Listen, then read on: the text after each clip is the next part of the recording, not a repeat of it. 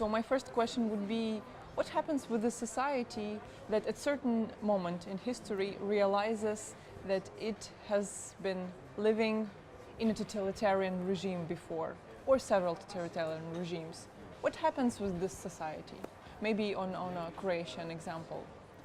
Well, I don't think that it is a moment when they realize it, when everybody in that society realizes it. I think that people pretty much know that they are living in authoritarian, totalitarian regime, that they are aware of that, because everybody is more or less aware of limitations on the freedom. Freedom of expression, freedom of movement, or other kinds of freedom, civil rights and so on. So there is not a single moment of realization, I think.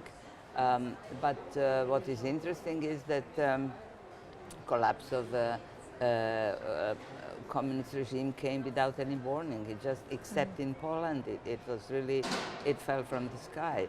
So I think people were very much shaken and very much afraid with that when that event happened. So on one hand you have, of course, people rejoicing because of that, thinking, oh, it's absolutely fantastic. But on the other side, that we should never underestimate it. It was like an earthquake.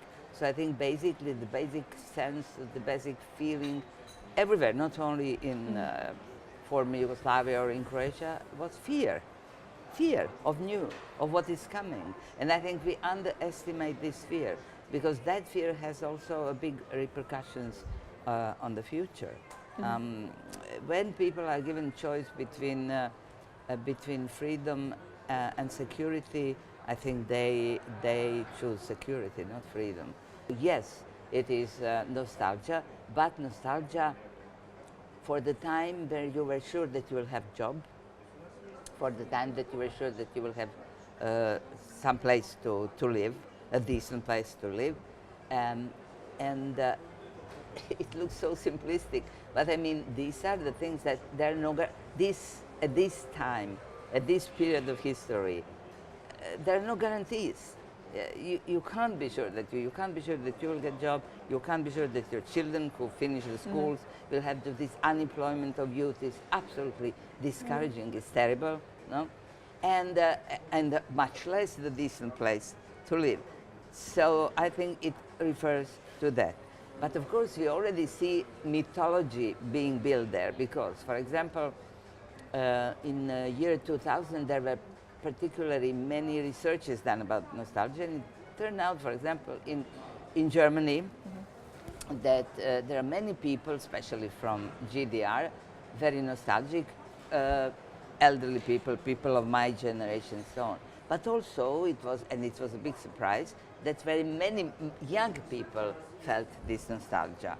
How could the young people who was born after collapse of the regime feel nostalgia? Yes, because they heard all these stories and myths from grandmother, from mother, from father, from relatives. So it's so to say, it's now on the level of memory, which is a private, individual, not on the level of history, but because we established in history, it's totalitarian regime that limited freedom and reduced people to very barely surviving. But in private memory, it's another thing. It's a feeling of security and the feeling that you will be taken care of, and it's a trade-off. It's of course collaboration, but that's another issue. I mean, but I would, so to say, reduce this feeling of nostalgia to that feeling. This is a very also interesting question. How do you tell the story of your totalitarian past to your citizens? I mean, what are the most problematic things about it in Croatia, for example? How is it taught in Croatian schools, for example, the period from 1941 through 1945? Oh, it's a very problematic period, because at the same time it was, or between 41 and 45, it was also a fascist state. So here you have two kinds of totalitarianism that you have to teach. But also during that period, Croatia was independent. So what these new leaders in 91 tried to do, especially Tudjman, is to built a bridge between independent state in 41-45 and independent state in 91, but excluding this fascism. How can you exclude fascism? You can't. So this is a kind of a problematic thing, and this is the reason why the way we taught in our schools, or the way we are teaching them, results in the fact that in the recent opinion polls, it turned out that more than 40% of our high school students do not think that independent state of Croatia, the fascist state of Croatia between 41 and 45, was fascist at all.